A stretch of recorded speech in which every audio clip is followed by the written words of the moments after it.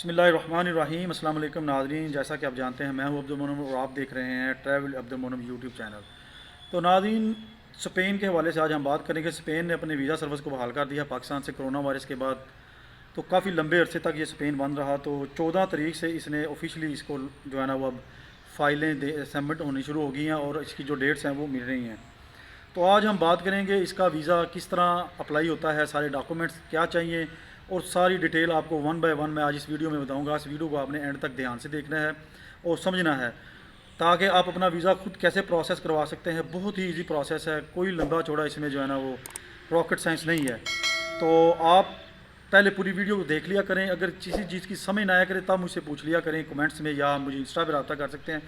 آپ تھوڑی سی ویڈیو پوری نہیں دیکھتے، لیکن وہ جب مجھ سے سوال جو آپ شروع کر دیتے ہیں، وہ سارے میں نے سوال جو ہے نا جواب دیے ہوتے ہیں ویڈیو میں۔ تو آپ کوشش کیا کریں ساری ویڈیو کو اینڈ تک دیکھ لیا کریں۔ اس کے بعد کسی میں اشکال ہو آپ کو کسی چیز میں، وہ آپ مجھ سے پوچھ لیا کریں۔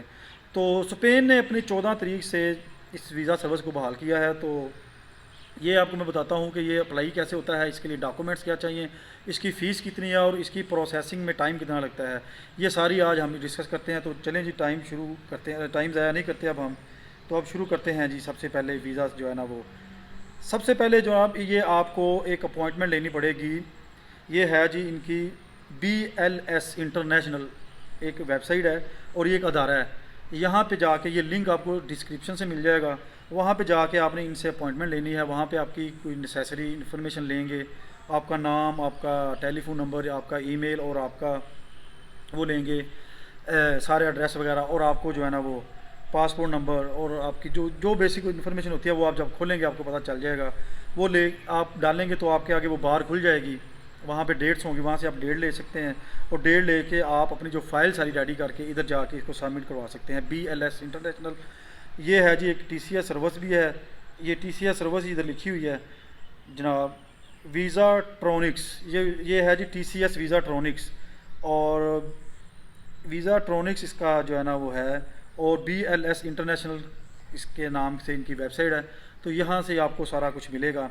تو اس کا لنک آپ جب ڈسکرپشن سے لیں گے، اس کو آپ اوپن کریں گے تو آپ کو آگے ساری سمجھ آنا شروع ہو جائے گی۔ تو چلیے جلدی سے میں آپ کو بتاتا ہوں کہ اس کے لیے سب سے پہلے ہمیں ڈاکومنٹس ٹورسٹ ویزا کے حوالے سے کیا کیا چاہیے، میں وہ آپ کو بتاتا ہوں۔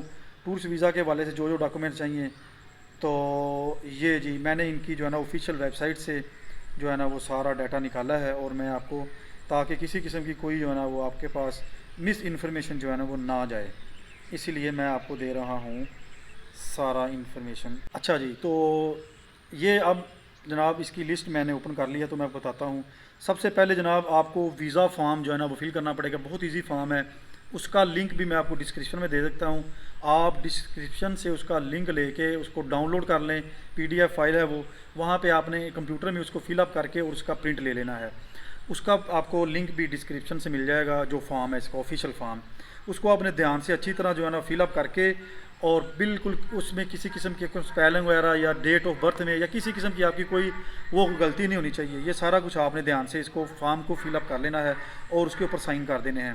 تو یہ ایک ہو گیا پہلے نمبر پہ فارم، ویزا فارم۔ دوسرے نمبر پہ جناب 2 ریسنٹ کلر پکچر آپ کو چاہیے، فوٹوگراف، جو کہ پاسپورٹ سائز کی ہونی چاہیے، وائٹ بیک گراؤنڈ کے ساتھ۔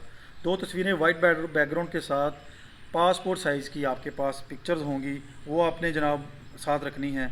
اس کے بعد آپ نے پاسپورٹ کی جو ہے نا وہ اوریجنل پاسپورٹ کی فوٹو کاپی، جس میں پہلا پیج دوسرا پیج یہ اس کی فوٹو کاپی ہو اور اوریجنل پاسپورٹ ہو، اور یہ آپ نے بھی ساتھ جو ہے نا وہ اٹیچ کرنا ہے۔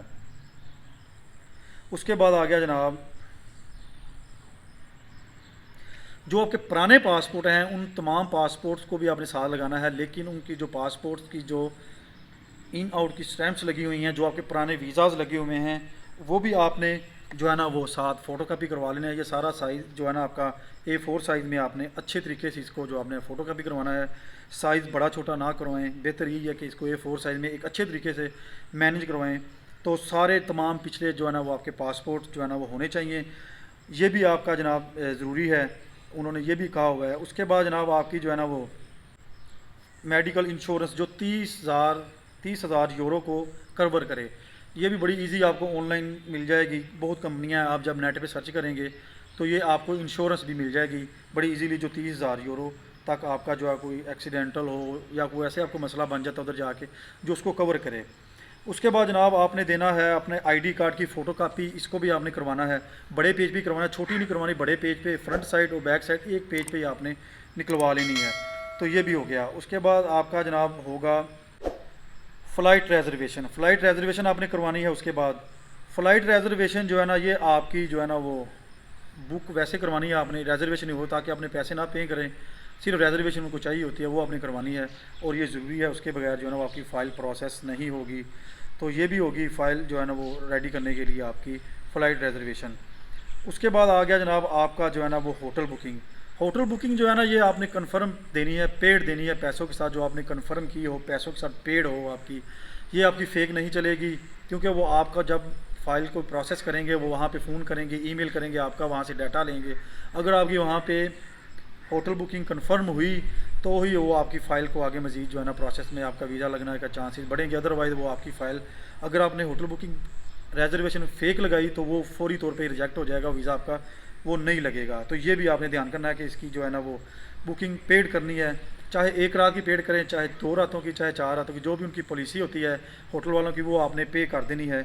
तो ये भी आपने ध्यान से इसको जो है ना वो रखना है।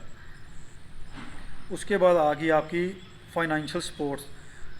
फाइनेंशियल सपोर्ट में जो है ना वो आपका बैंक स्टेटमेंट आ जाएगा। बैंक स्टेटमेंट के बाद आपकी जो बैंक से जो आपको मिलता है लेटर, वो जो इसको कहते हैं अकाउंट मेंटेनेंस लेटर सर्टिफिकेट, ये आपने लाजमी लेना। अगर आप बैंक अपना ज़ाती बिज़नेस करते हैं तो आपको अपने बिज़नेस की भी जो है ना वो बैंक स्टेटमेंट लेनी पड़ेगी और एक पर्सनल बैंक स्टेटमेंट भी लेनी पड़ेगी।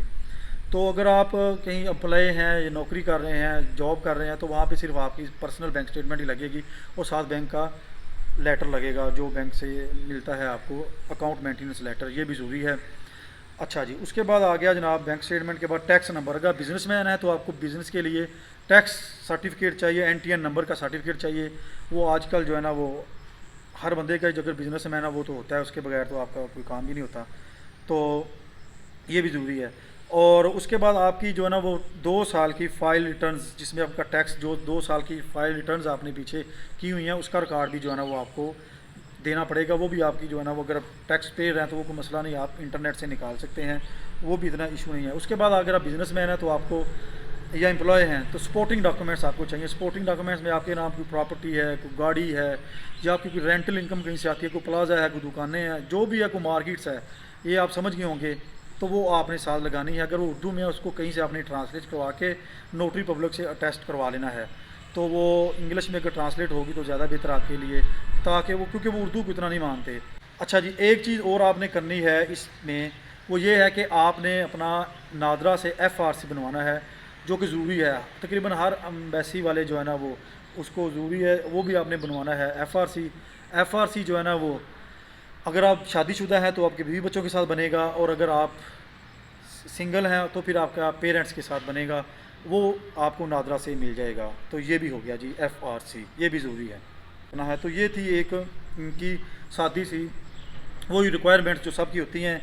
तो ये मैंने आपको जल्दी से बता दी, ये आपने ध्यान करना है। और ये सारी चीज़ें आपने जब तैयार कर लेनी हैं, इसको बिल्कुल BLS से टाइम लेके आपने फिर चले जाना है इसका जो है ना वो उधर सेंटर, वीज़ा सेंटर जो उनके बने हुए हैं वो मैं बता देता हूँ कहाँ पे हैं। हाँ जी, तो ये आपने लेके आपने चले जाना है जो BLS सेंटर है, जो जहाँ पे आपने अपॉइंटमेंट ली होगी, ये आपको बाय पर्सन खुद जाना पड़ेगा। ये आप किसी को नहीं भेज के अपना वीज़ा प्रोसेस करवा सकते। तो मैं बता देता हूँ, इस्लामाबाद में यह है, इस शकील चैम्बर ख़ियाबाने सोहरवर्दी G61 इस्लामाबाद में, ये वहाँ पे दफ्तर है इनका। और कराची में अगर आप जाएंगे तो 37E ब्लॉक 06 फेसिस कराची, ये आप वहाँ जाएंगे। उसके बाद अगर आप लाहौर जाना चाहते हैं, लाहौर में ये है जी 58D1 गुलबर्ग 3 लाहौर।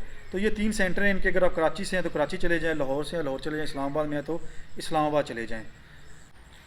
अच्छा जी, ये आप इधर चले गए तो आप वहाँ पे जाके अपनी जो है ना वो फ़ाइल जो है ना वो जमा करवा देंगे। अच्छा, फ़ाइल जमा करवाने के बाद आपकी जो टूरिस्ट फ़ीस लगेगी वो 15,521 रुपये एक बंदे की लगेगी फ़ीस। अगर आप फ़र्ज़ करें कपल जा रहा है, मियाँ बीवी लहदा जा रहे हैं, तो 15,521 आपकी लगेगी और 15,521 आपकी बीवी की लगेगी। तो अगर आपके बच्चे 6 साल से 12 साल की उम्र तक हैं तो वो 7,760 रुपये उसकी फ़ीस है। اور اس کے بعد جو ہے نا یہ جو BLS والے ہیں یہ ان کی فیس ہے جناب ٹیکس وغیرہ ڈال کے 3,000 روپے تقریباً 2,997 روپے، یہ 3,000 روپے ان کی فیس ہے۔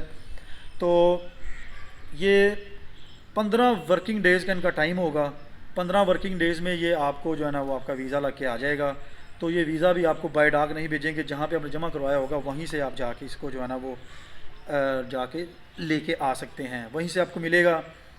کسی اور کو اگر بھیجنا چاہتے ہیں آپ، مطلب کسی اپنے بھائی کو یا کسی ملازم کو، تو اس کے لیے پھر آپ کو اس کا وہ ایک پورا فارم اس کا بنا کے دینا پڑے گا، اتھارٹی لیٹر بنا کے دینا پڑے گا، ساتھ اپنے پاسپورٹ کی کاپی اس کی بھی لگے گی، ID کارڈ کی کاپی، مطلب وہ پروسیس وہ آپ کو پتہ ہی ہے وہ کیسے کرنا ہے، یہ بھی لگے گا۔ تو بہتر ہے کہ آپ خود جائیں اور خود ویزا جا کے وہاں سے اپنا کلیکٹ کریں۔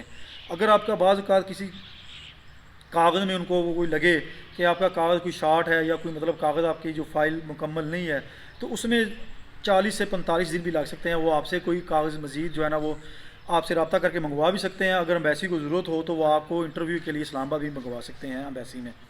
تو یہ جو ویزا ہے اسپین کا، یہ امبیسی میں آپ ڈائریکٹ اپلائی نہیں کر سکتے، یہ صرف آپ تین سینٹرز اسلام آباد، کراچی اور لاہور میں ہی جا سکتے ہیں، جو میں نے ابھی آپ کو بتایا ہے۔ تو اب میں انشاءاللہ امید کرتا ہوں آپ کو ساری سمجھ آ گئی ہوگی، میں نے بڑے پیار سے اور طریقے سے آپ کو سمجھا دیا ہے کہ اسپین کا ویزا کیسے اپلائی ہوتا ہے شروع سے لے کے اینڈ تک۔ یہ سارے اسکرین شاٹ آپ کو سائڈوں پہ نظر بھی آ رہے ہوں گے، یہ آپ دیکھ بھی رہے ہوں گے، تاکہ آپ کی جو نا اس میں آسانی ہو جائے۔ تو نیکسٹ ویڈیو میں آپ کو بتاؤں گا جو نئی ریسٹرکشنز لگی ہیں، آپ وہاں پہ جب اسپین پہنچیں گے ویزا لگوا کے، تو وہاں پہ آپ کو کیا کیا کیسے ویکسین کون سی کروانی پڑے گی، کیا کیا کیسے آپ کا سارا سسٹم ہوگا، وہ بھی ایک لسٹ ہے، وہ بھی ایک لمبی ویڈیو جو ہے نا وہ میں نے کہا یہ زیادہ نہ ہو جائے، تو اس کے لیے بھی ایک علیحدہ ویڈیو بنا کے اس کے بعد ہی میں انشاءاللہ وہ نیکسٹ ویڈیو وہ ریکارڈ کروں گا، تاکہ آپ جب اسپین جائیں ویزا لگوا کے تو آپ کے پاس وہ سارے ڈاکومنٹس ریڈی ہوں۔ تو یہ ویزا پروسیس کروانے کے لیے آپ کو PCR ٹیسٹ کروانا ضروری نہیں ہے، آپ نے PCR ٹیسٹ کی رپورٹ بھی نہیں ساتھ کروانی، اور نہ ہی آپ نے وہ اپنا ساتھ لگوانا ہے جو آپ نے ویکسینیشن کروائی ہوئی ہے اس کا بھی سرٹیفکیٹ ساتھ نہیں لگے گا، تو یہ بھی آپ نے دھیان کرنا ہے۔ اچھا جی، تو یہ تھی آج کی ویڈیو، امید کرتا ہوں آپ کو پسند آئی ہوگی۔ چینل کو ابھی تک سبسکرائب نہیں کیا، سبسکرائب کر لیں، بیل آئیکن کو پریس کر دیں۔ تو پھر آپ سے ملتے ہیں نئی ویڈیو میں نئے ٹاپک کے، تب تک کے لیے تم کو اجازت دیجیے، اللہ حافظ۔